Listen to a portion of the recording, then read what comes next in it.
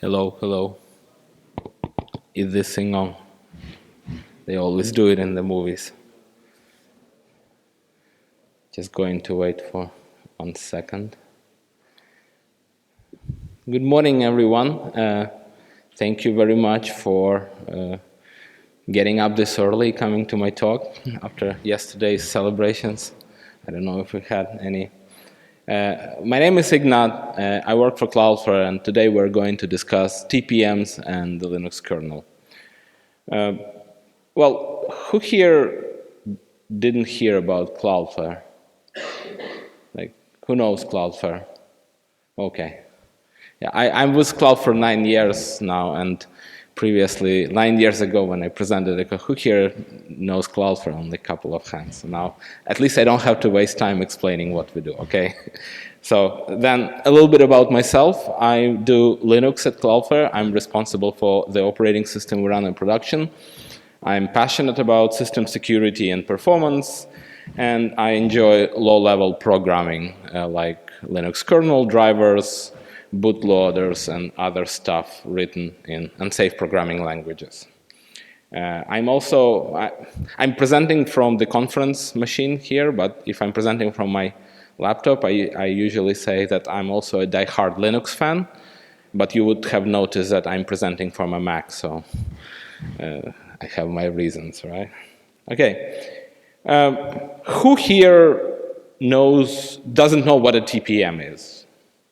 Trusted Platform Module.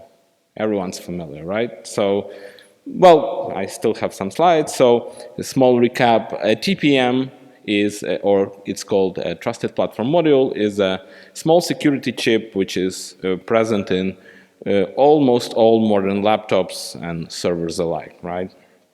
And usually it's a discrete chip, separate chip, but sometimes it's integrated within your CPU. It's a passive and non-intrusive device, so it's not that it taps into your memory or does something actively, so it only responds to commands, right? So if you ask it to do something, it will do it, but if you don't ask it, it will do nothing. But even though it provides this building block for platform integrity, authentication, and remote attestations of your machine, and what is more important in this presentation, as any security chips can handle cryptographic keys. So when usually you go to a presentation or article about a TPM, you usually see it's in the context actually of remote attestation, which was its like main use, right? So you can remotely attest any system and its state and integrity.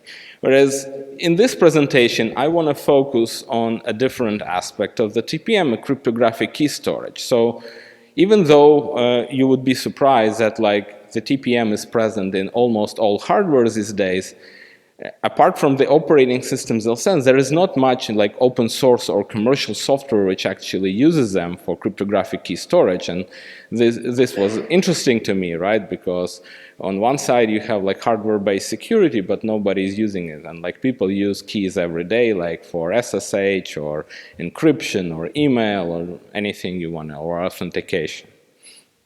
So the focus is on presentation. As a software engineer, as a developer, can I store my keys in the TPM? And what I want to achieve is I don't want to expose the actual cryptographic material to the main CPU memory so it doesn't get leaked accidentally via some vulnerability. So yeah, this is my idealistic view, right? So I write my application, my software. I know I have a TPM on the system because it's present everywhere, so I just want to use it, right? So easy, right? Well, apparently not exactly, because my application runs on the operating system, right? So I cannot talk to hardware directly, so I need to use the operating system level abstraction. And if you're on Linux, you have a special device file /dev tpm0 if you have a TPM, right? Sounds good, but I still cannot talk to it directly. What I need is a thing called resource manager. So the problem with TPMs, because they're cheap, folks wanted to put them everywhere, but so they made them cheap. But they're cheap, they're very low powerful, and they cannot really handle concurrent access, but modern operating systems are all multitasking, and you may have separate software accessing the TPM. So what they figured out is like, oh, we'll solve it in software. So we'll have a thing called resource manager, which will negotiate access to the TPM, serialize it, and make it sequential. Even if from applications level perspective, it's kind of simultaneous, right? Well, but I cannot use the resource manager directly. Also, I need a TPM library, right? So like resource manager is a complicated thing, so I need some kind of like abstraction here, and which makes it complicated, right? So let's actually zoom in into resource manager more. So the first implementation of resource manager was actually a service. So it's a daemon running on your operating system. And this confused very many developers, because you kind of thinking you're accessing hardware, right? But this service may crash, it can have bugs, or some like your configuration forgot to start it, and like eventually you cannot access hardware because some kind of service is not running on the system, which was very confusing. So, well, Linux kernel engineers realized that, and now they just decided to put the resource manager directly into the kernel. So kernel always runs, right? So if it doesn't run, it crashes, your computer doesn't work, so it's less confusing now. And to access the TPM through in-kernel resource manager, you would now have to talk to the device file /dev tpm rm0, which stands for resource manager, not to dev/tpm0 as you would initially, right? Now let's zoom in here, like the TPM library.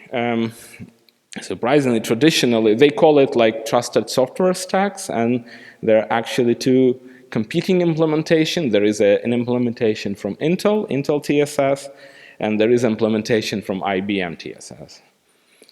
And the problem with those, that even though they're both good implementation, they have completely incompatible APIs.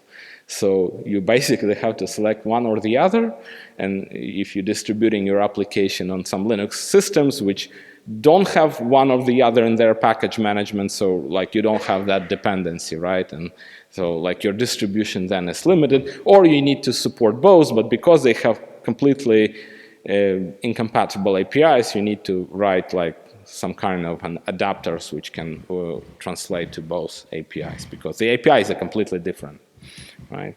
Moreover, like language frameworks like Go, for example, they're obsessed without like running stuff without any dependencies. So Go people in Google decided like, screw these two implementations, we'll write our own one in Go, in pure Go, and there is like a Go TPM implementation. I haven't looked at Rust actually, but I'm sure there might be some Rust as well, which is, so it makes it 4. So yeah, like you have to select the TPM one. So for an average developer to comprehend this is like very, very confusing, right? And it doesn't get easier if you just go to Intel TSS GitHub page and you'll see this diagram, whereas like you can use like the purple component on the blue component or the green component, and like basically that's why TPMs are rarely utilized, because it's like it's a lot of information to process just to like store a key in a chip, right? It's like, it should be easy. But okay, let's say you figured it all out and you wrote your code. If you run it, and this is a kind of simulation, so you want to send a command to the TPM, you will likely get permission denied anyway, right? Because usually your code runs as an privileged user on the system, and this is basically a snapshot from a bare-bones standard Debian installation, and you can see that by default, both the TPM0 and TPM RAM0 only allows root to talk to it, right? Confusingly though, if you do install the Intel TSS stack, the system will change that, like you can access the TPM device as a special TSS user, and the resource manager if you're user in the TSS group. So, but that kind of like brings back, so you can still run your application unprivileged, but you need to somehow package it for a particular distribution to ensure it gets into correct group so it can access the TPM, right? And what if your application is in Go and uses Go TPM library? Do you still need to pull in the Intel TSS stack as a dependency just to have that special user created? So yeah, very confusing, right? So it's hard to write and it's hard to distribute your code and for modern Linux distributions. What if there was a better way, right? So Linux has a subsystem called Linux Kernel Key Retention Service. I call it AKA key rings or key store. Who heard about this? Who heard about the Linux key store? Not many people, good. So, yeah, so Linux key store. Who heard about macOS keychain? Okay, more people. So Linux key store is, think of it as a macOS keychain. It's kind of the same features. And the way how it works is like, yeah, you have your applications running on the system, right? You have the operating system kernel. And the Linux kernel exposes 3 system calls. So it's called add key, keyctl, and request key. And basically, applications can use these sister calls to provide and store keys inside the kernel. So they can just store keys as kernel object inside the kernel, right? So originally, it was designed to support in-kernel cryptography systems like disk encryption or file system level encryption. So for example, if your disk is encrypted, you need to give the kernel the decryption key, right? So you use this API or system calls to actually provide it. But eventually it was also extended so other applications can use it for their own purposes. So you can basically store a key in the kernel and another application, if it has proper, because it's kernel objects now and they have access permission bits, other applications, if they have access to the keys, they can somehow use them. They can either read the keys or use them for cryptographic purposes. Yeah, and surprisingly for a Linux kernel feature, it has good documentation, so yeah, go and read it. And internally, keys inside the kernel are categorized, like there are 2 basic types of objects, like key rings, which basically can contain other key rings, or they can contain keys. So yeah, key rings is a collection of keys, and key, it's like a directory on a file system, and key is like the key itself, right? Like a file on a file system. Like, and you can like form this kind of tree-like structure, but like unlike, for example, like a file system, a key can be present in 2 key rings at the same time. So, which is handy. So let's see a simple example of keyring. So imagine that, again, this is a bare-bone Debian installation. And by the way, all this was copy-pasted from a real terminal. So like, this is a demo, okay? But it never fails.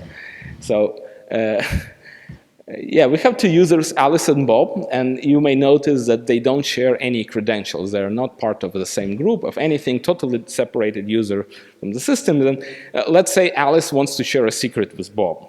So Alice can do it using the keyring. So what Alice does, it adds a key to the kernel with her secret, and the secret information is hunter2. Right? And every key or keyring inside the kernel is represented by a unique serial number. So the system gives that number as a serial number back as an identifier. Now, what Bob can do, if Bob expects a secret from Alice, Bob can create a new keyring, call it from others, right? And Bob then can basically set permission bits, so like this magic number, but what it means, Bob allows any user on the system to write into the keyring. And writing into the keyring means putting keys there, right? So then Bob can communicate his keyring serial number to Alice, and what Alice can do, Alice can move her secret to the Bob's keyring, right? And then Bob suddenly can access the secret, so Bob can print the secret and access the secret information, right? And because Bob now, what's called in the keyring, possesses the key. Like having a key in your key rings means possession of the key, but because Alice actually moved the key, Alice doesn't possess the key anymore, and Alice actually can't even access it anymore. Clear so far? So yeah, there are also, depending to keys, there are several key types in the Linux kernel key store system. So the simplest one, which we just saw, it's a user key. So imagine you have one process and it has some secret or cryptographic material and wants to store in the kernel. So what it does, it basically uses a key store API or system calls to store the key. And either the same process or another process which has relevant access permission, the access permission bits, can basically read that key back. But you can see this is like, it's very handy, but it's not very great because it's still like we expose the secret or cryptographic material to the user, to the process address space, right? So if the process itself has a vulnerability, you may accidentally leak it, right? There is a special key type called logon keys. It's very similar to user keys. Again, the process has a secret. It can store it in the kernel, but you can never read it back, ever. And why it is useful, it's basically for that first key store use case where you provide keys for in-kernel crypto system. So this is how basically your disk encryption works on Linux. So yeah, you provide it with a password and the password is stored in the kernel. The kernel has access to the password or the key to decrypt data when you access the disk, but basically you can never read the key back. It's only available for the kernel. There is now like an asymmetric key type support. So imagine you have an RSA key. You can also store it in the kernel, but what's special about RSA keys, you don't have to read it back. So you can basically, another process, if it has access to it, it can perform cryptographic operations based on that key. It can like either decrypt data or assign data without reading the key back. So it's kind of like the kernel becomes like a software HSM in that sense, which is really cool. Okay, so we have this subsystem, these system calls, they're available to every application. Can we somehow integrate these two together, right? Either better together. And actually, Linux already has some TPM support in the kernel key store. So remember when I told like our main goal is actually not to expose the cryptographic material to user space? I mean, I keep saying that, like, why are we doing that? Who here remembers Heartbleed? Okay, right? So like to protect from these kind of vulnerabilities, right? So let's say if instead I store my TLS private key not in my web server's memory, but inside the kernel, if a thing called Heartbleed happens, nobody can leak that key because it's not available in the process memory space, right? So in this case, you have the trusted keys. So instead of like a plain text key, the process has an encrypted blob and with some key, and the blob is encrypted to your machine's TPM. And when you kind of like insert the key into the kernel automatically uses your TPM to decrypt the key. So the key in plain text exists only in the kernel space, but never in user space, because even if you have access to it, you try to read it back, the kernel again will automatically wrap it to the TPM and only gives you the encrypted blob. The problem with this is like, well, it wasn't very useful until recently, actually, because you know, like, you couldn't do much without it, besides just providing a key for disk encryption. And the problem with it, Linux has another interesting subsystem called Linux Crypto API. Who heard about Linux Crypto API? Okay, some hands. And the way basically how it works is Linux kernel can act as a cryptographic library. So you can ask the kernel to encrypt some data, right? So, and the way how you do it, you create a special socket type. It's not like a network socket. It behaves like a network socket, but it's actually just a socket to the kernel. And the Linux kernel attaches some crypto algorithm to it, like AES, for example. And you as an application, you basically can provide an encryption key through that socket to the kernel. And then when you basically can encrypt or decrypt data with that key. So you can send some data into the socket and the kernel will encrypt it, and then you can read the encrypted data back or vice versa. The problem with this subsystem is it's completely different subsystems of Linux kernel key store. They're two separate subsystems. So this key here is not a kernel key store. It's just a byte blob with cryptographic material. So what we thought that like we can kind of like combine them together. So what we did is basically we proposed a patch to the Linux kernel.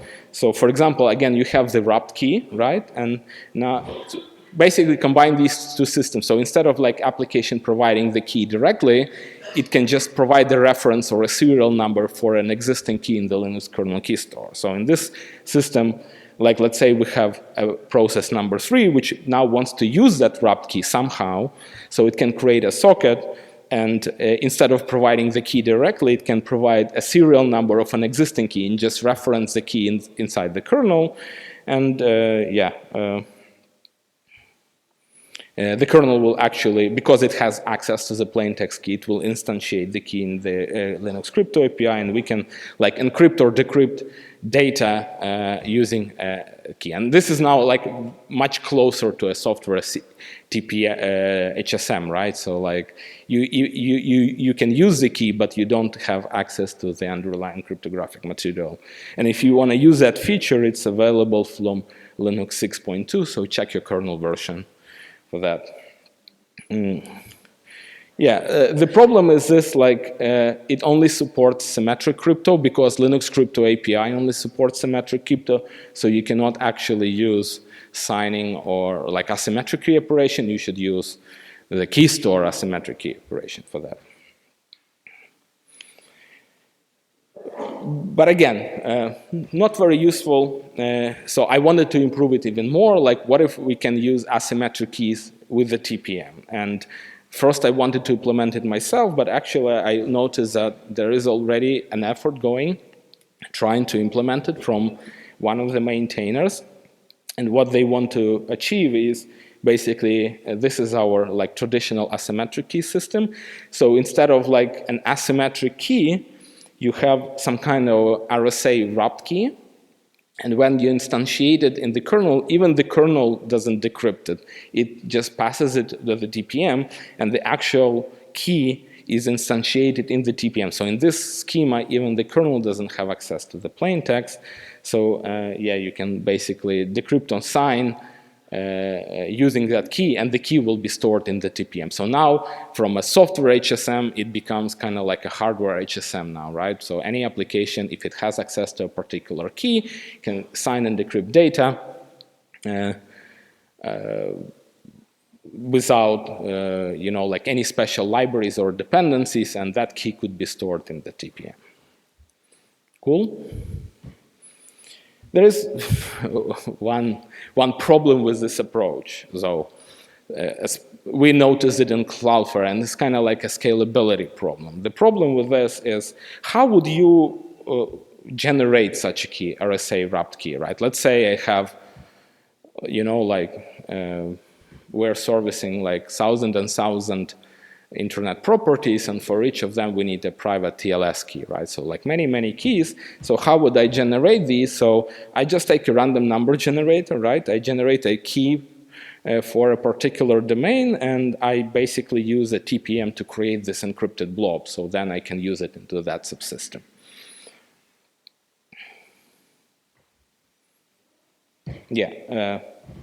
The problem with it, so like it kind of looks like this. The problem is that, like, even though I solve the problem that I don't expose the cryptographic material to user space, I still need to somehow manage that key. And like the simplest form, I need to store it somewhere, right? Because the Linux key store or any Linux subsystem is ephemeral, right? So if you reboot the system, all your keys are lost from memory. So I need to restore them on every boot for my system to function properly. So basically, I need to store them somewhere on a disk. And even though it's encrypted, if I lose that encrypted blob, I lose my key, right? I cannot do anything else. And storing it on disk is hard, because what about like if you have a diskless system? It's possible, what if your disk break, right? Or sometimes we do accidentally wipe the disk. Or it's very easy actually in Cloudflare to wipe a disk because all our disks is encrypted, and if you accidentally wipe just the first header, you lose all your data. So yeah, you lost all your keys. And the underlying problem with this is also the scalability problem. So this is for one domain, right? So what if I have 1,000 domains? So I need to create these thousands of encrypted blobs, and this becomes my extra state where I need to store them, to back them up, to somehow manage them. It's a problem, right? What if there was even a better way? And like, I was thinking about it a lot, and like, what if we just change the way how we create keys from TPM, so it's kind of like less painful. So I came up with this idea of derived keys. So instead of generating keys from a random number generator, each TPM has a hardware like seed provisioned by the manufacturer. And it also has some kind of key derivation function implementation. And this is guaranteed by the TPM specification. So every TPM has that, so we can rely on this, right? So what if we come up with some kind of, I call it a mix-in, like an application-specific info. It doesn't have to be secret. It's like a public attribute, which is unique to a particular application. And we kind of mix it all together, so, and we can get a unique key, right? So the seed is static, the KDF is static, the application info is different for every application. Therefore, the resulting key will be different for each application. But the nice thing about it, this schema is perfectly scalable. So let's say I have thousands and thousands domains, right? So I can create these thousands and thousands of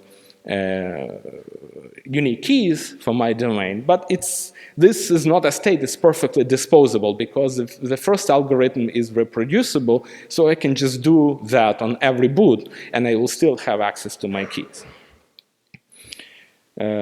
So to show you the implementation, I also need to mention the difference between the add key system call and the request key system call.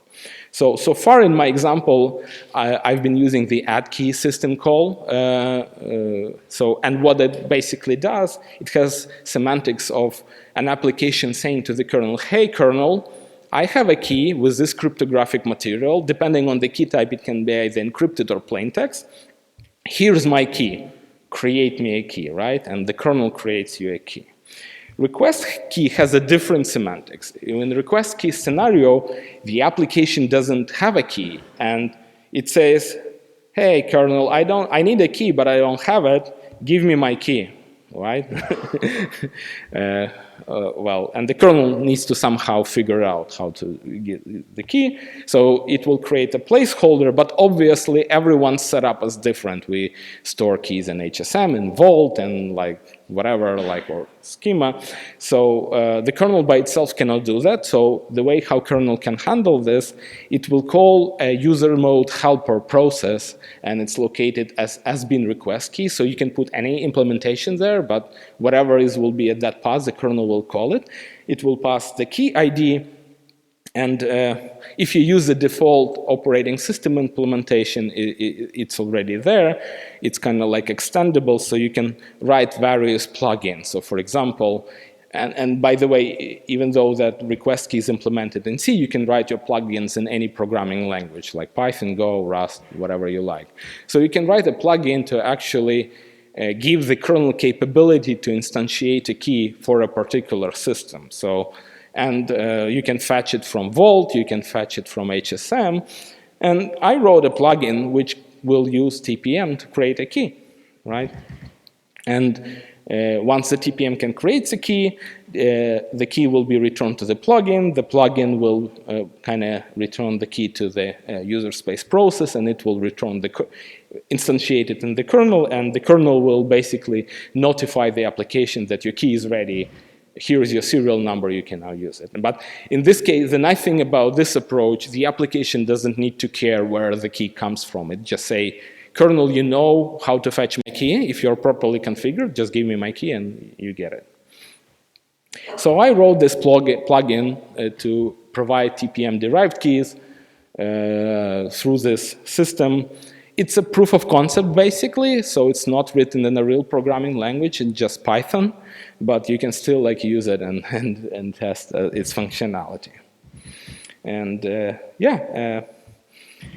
so here is an example. I mean, you don't have to understand this string now. It's basically for informational purposes, but this is how you configure your plugin in the operating system. So yeah, my plugin is derived by, and I just configure my system, some whatever someone will call, ask a key starting with ID TPM to 0 derived, an arbitrary name. I will, the system will call my plugin so I can generate a key for an application.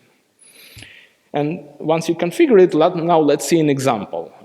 Let's say I'm some software application and I want a test key, right? So what I tell to the kernel, hey kernel, give me my key with ID test, and here are some parameters. And what these means, these parameters are what my plugin understands. What these parameters mean, 32 basically, I want a key 32-byte length.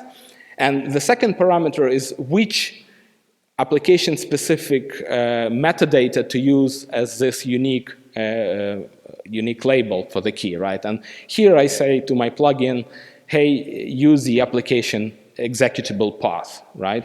So I get my key, right? And because I possess the key, I can actually print it. So this is my key. Now, this is where the stateless property comes in. So I can actually delete the key now, destroy it, right? And I can request it again with the same parameters. And you may see the key, from the kernel perspective, the key is different because it has a different serial number. So key was destroyed and recreated. But if you actually read it back, you get the same cryptographic material, right? So this is where I get a unique application, unique, fully reproducible key on my system. Let's delete it again. And let's actually test that the uniqueness of the application metadata is preserved. So let me move my application from user bin keyctl to my home directory and request a key from there. Same parameters, different serial number, but now if I read my key back, the key is different because my application path is different. Cool.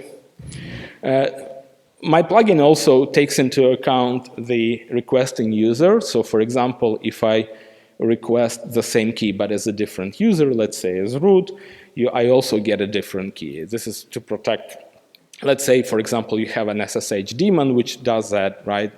It usually runs in root, but nobody is preventing you to run it, the executable itself as your normal user, and try to exfiltrate that key. So the system takes user account, requesting user ID as another parameter as well. There is a second mode which I implemented in my plugin. Instead of having an application-specific metadata as the path of the executable, there is another parameter called checksum. And checksum means the checksum of the requesting application code, which I found really cool. So I can request my unique key, I get some key back, I can delete it.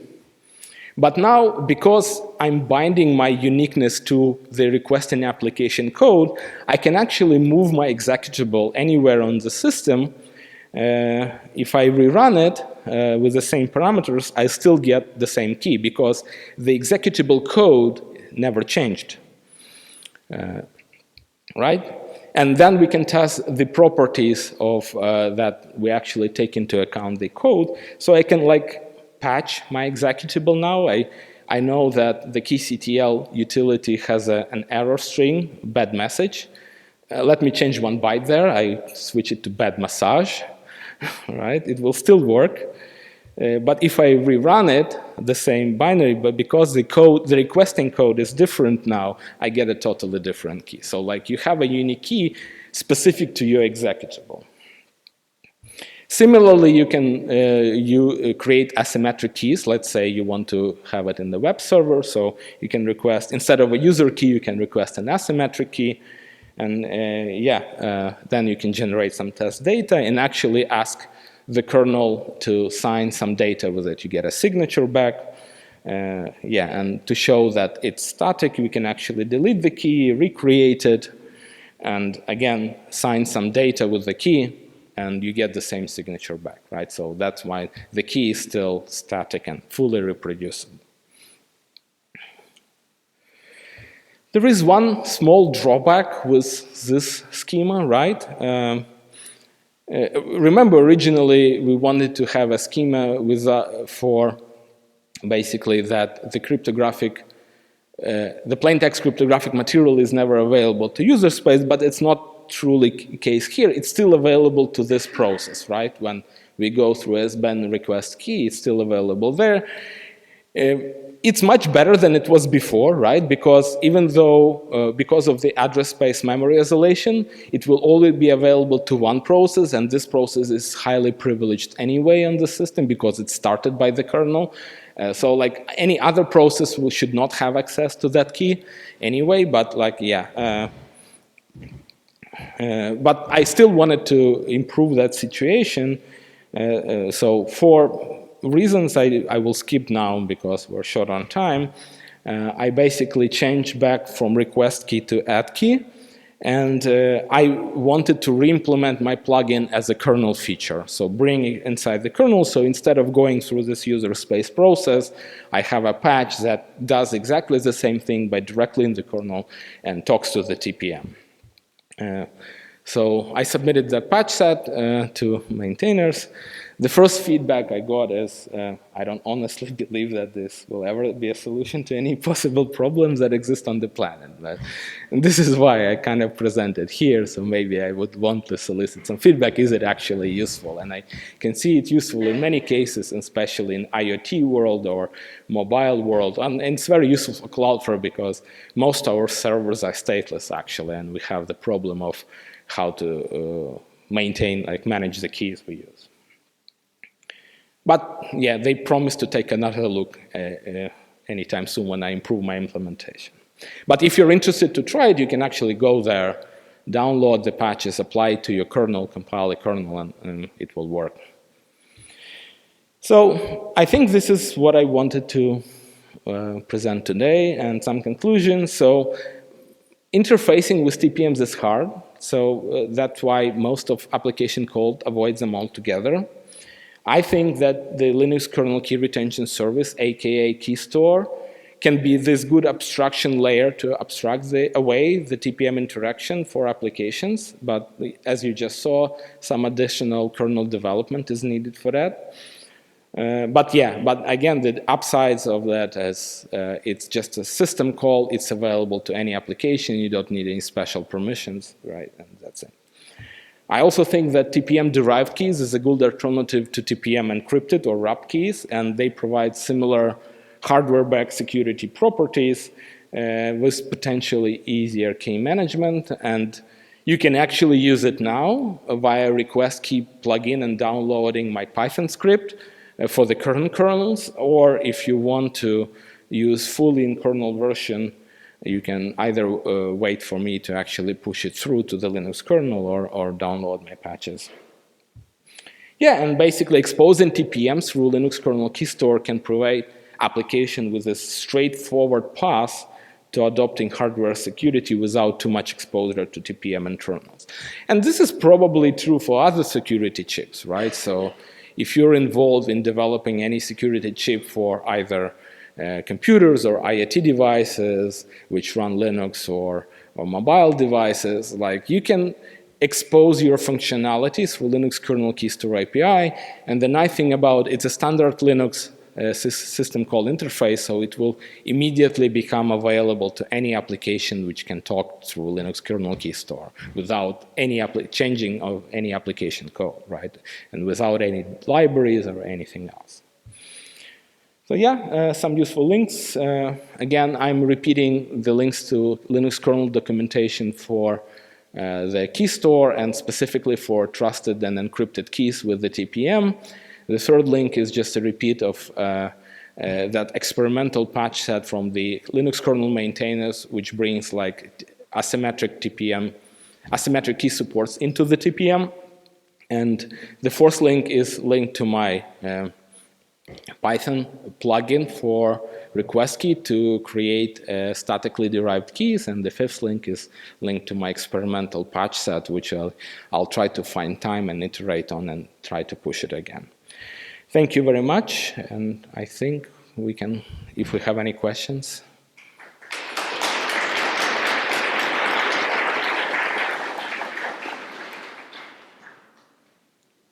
Do we have a mic or something?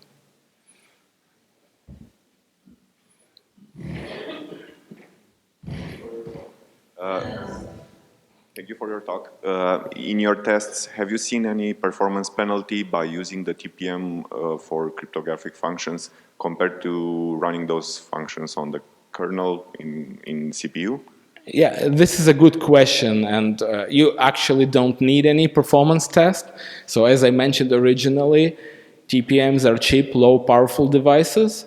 So TPM crypto is slow by default.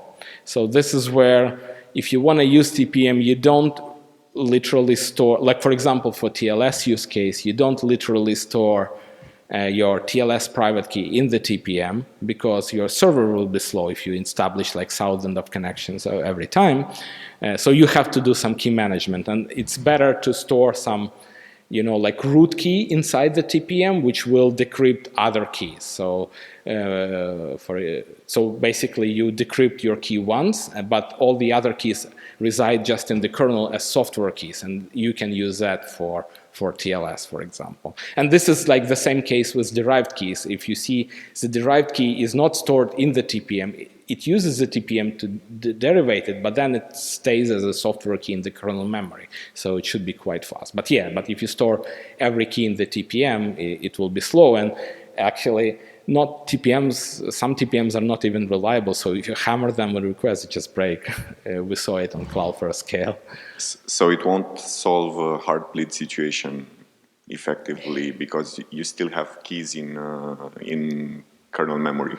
No, it will, because your key is in the kernel memory, not in your user space memory. So Heartbleed was because the code has out-of-band access in user space, but the kernel memory and user space memory are also separated. So you can never directly read the kernel memory from your user space process. You can only reference the key and ask the kernel to do something with it, but you never get the cryptographic material. Thank you.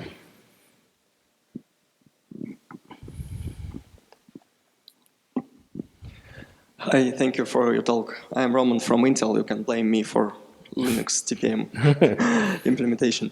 What's your take on the TPM versus trusted execution environments like SGX and TDX? For audience, trusted execution environments, in short, this is like something guaranteed by CPU features, guaranteed crypto on the edge station, and so on. I do understand that it couldn't solve all the problems, especially with IoT space maybe, but for other use cases, it could be easier to use like an application layer plus hardware level instead of having these problems with, you know, APIs and something. What's your thoughts? I don't have much exposure to SGX. Every time I want to adopt it, I see a new vulnerability discovered and I'm kind of discouraged.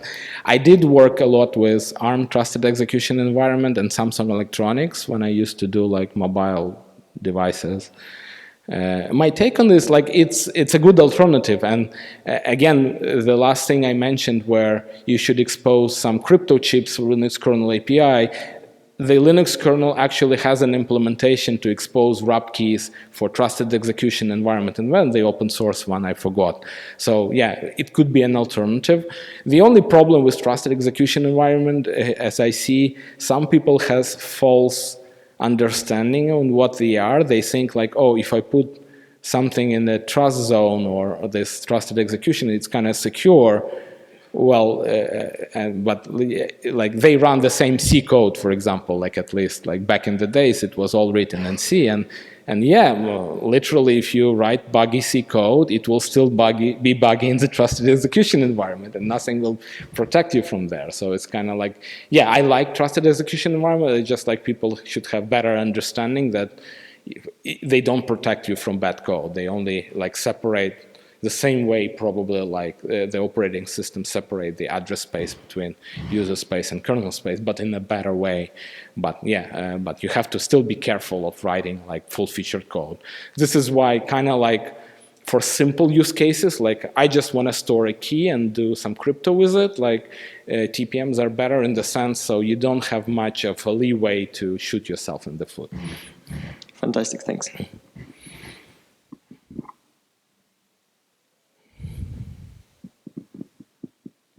Is there any security penalty for exchanging the random number generator, the real one, with a pseudo-random function to generate the keys? Because this is my understanding, you generate it on seed. Security penalty if we use like the deterministic random number generator. Exactly. Well, to be honest, there are like two camps. Have been forever in the world. It's all about like the concept of entropy, and it's very complicated, right? And some say that if you have some initial state of entropy, even if you start generating keys from it, like no matter how many keys you generate, like because the initial entropy is uncertainty, right? The initial uncertainty doesn't like evaporate, because if it was uncertain, it's still uncertain, right? The other camp, and you can see some implementation of random number generators, like both in the kernel, Linux kernel, and other operating system, say that you have this entropy pool, but once you like get a key from it, you kind of drain it, so you have to continuously like replenish it. So I'm kind of from the first camp, and I think like there is no penalty if you just use you know, like deterministic random generator, as long as you keep the seed secure, and the seed is secure because TPM kind of enforces that. But yeah, but if you're forming, and kind of like I think the industry trends toward that use case versus like for example on Linux, people do not recommend using dev random anymore, and even high-level frameworks do not use it. They use dev random, which is considers a random generator, like it never drains entropy from it. So I think like we kind of decided that it's okay as an industry. Any more?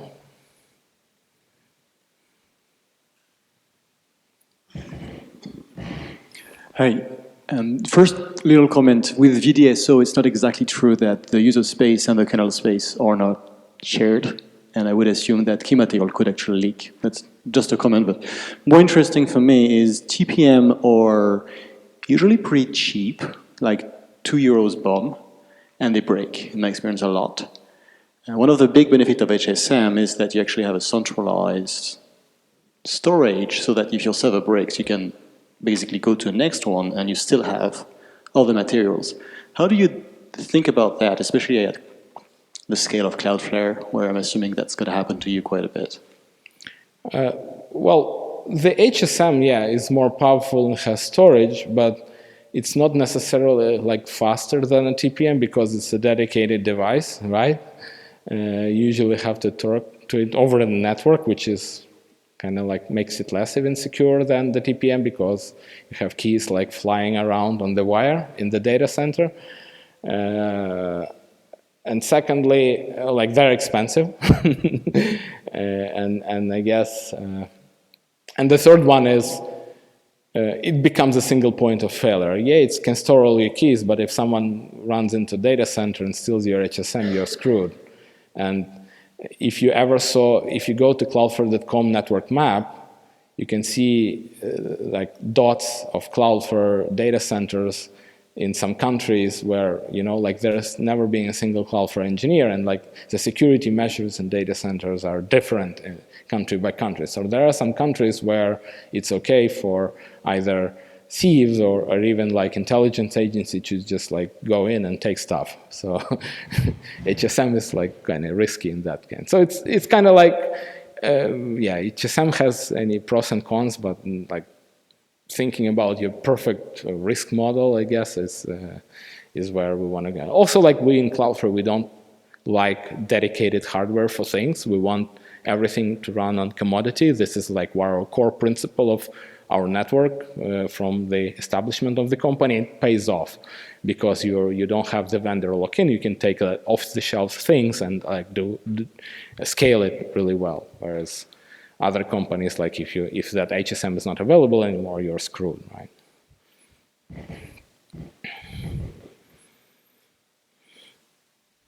Any more?